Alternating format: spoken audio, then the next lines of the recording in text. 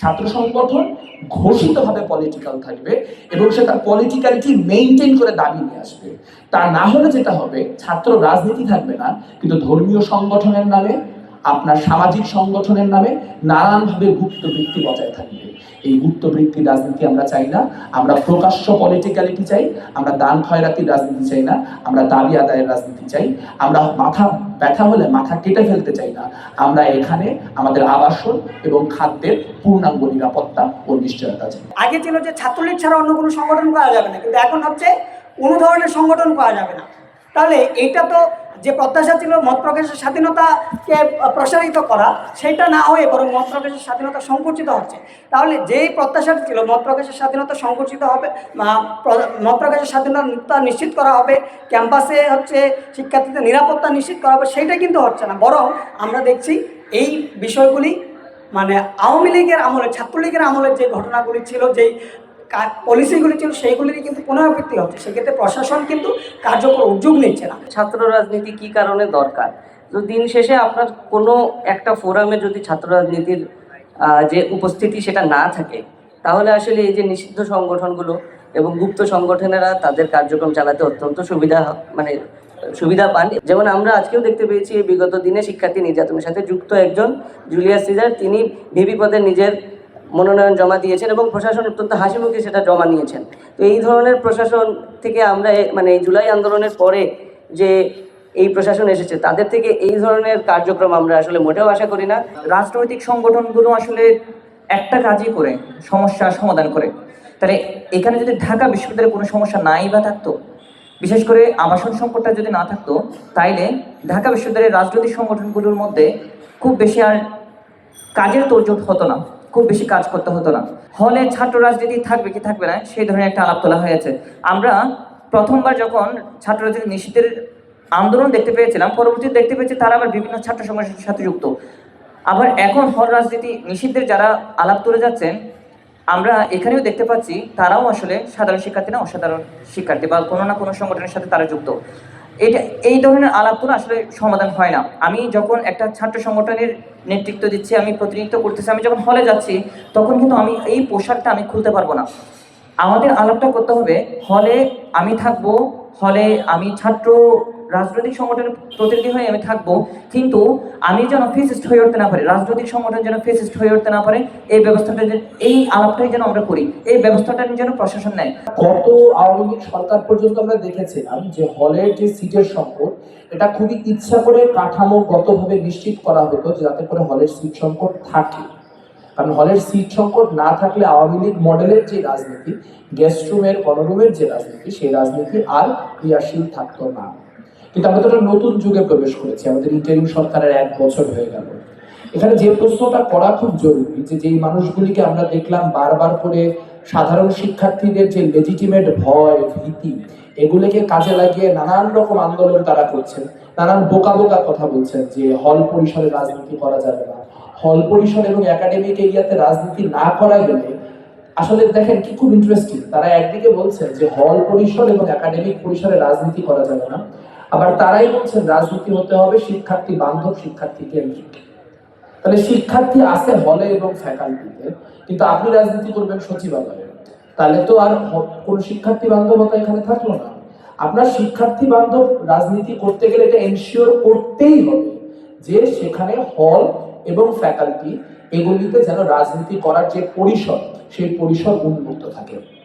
এখন আমরা যে আবাসন সংকটের কথা বললাম, সেই আবাসন সংকট যদি দূরীভূত হয়, তাহলে মানুষকে সিটের জন্য ব্যবহার করার যে রাজনীতি, সেই রাজনীতি আর এক্সিস্টই করবে না।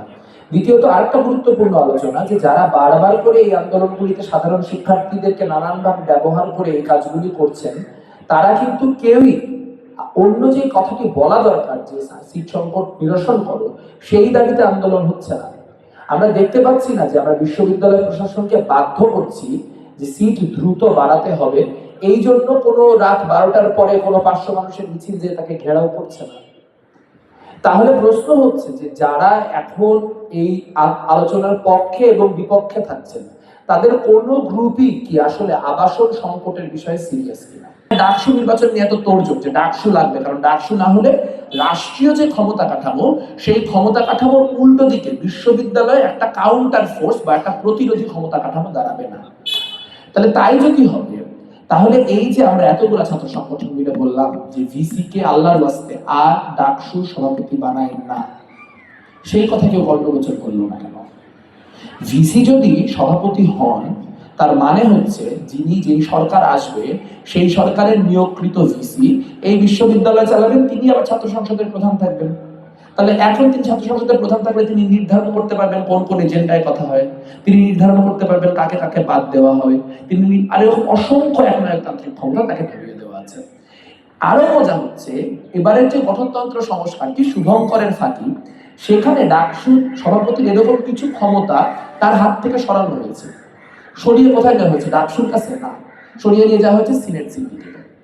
তাহলে দেখেন আমরা ছাত্র রাজনীতি নিয়ে আমাদেরকে একটা মারামারির মধ্যে রেখে দিছে, উপরে যে শিক্ষক রাজনীতি তাই নিয়ে কোনো কথা হচ্ছে না। তাহলে আপনার সিনেট সিন্ডিকেট ভিসি সব দলীয় নির্ধারণের মধ্যে থাকবে, তারা ক্ষমতা কাঠামো নিয়ন্ত্রণ করবে, আবার তারাই ডাকসুকে চাইলে মানে তাদের পছন্দ হলে ডাকসু একটা জিনিস নিয়ে কথা বলার অধিকার থাকবে, না হলে থাকবে না। তাহলে এই ডাকসু দিয়ে আমরা কি করবো?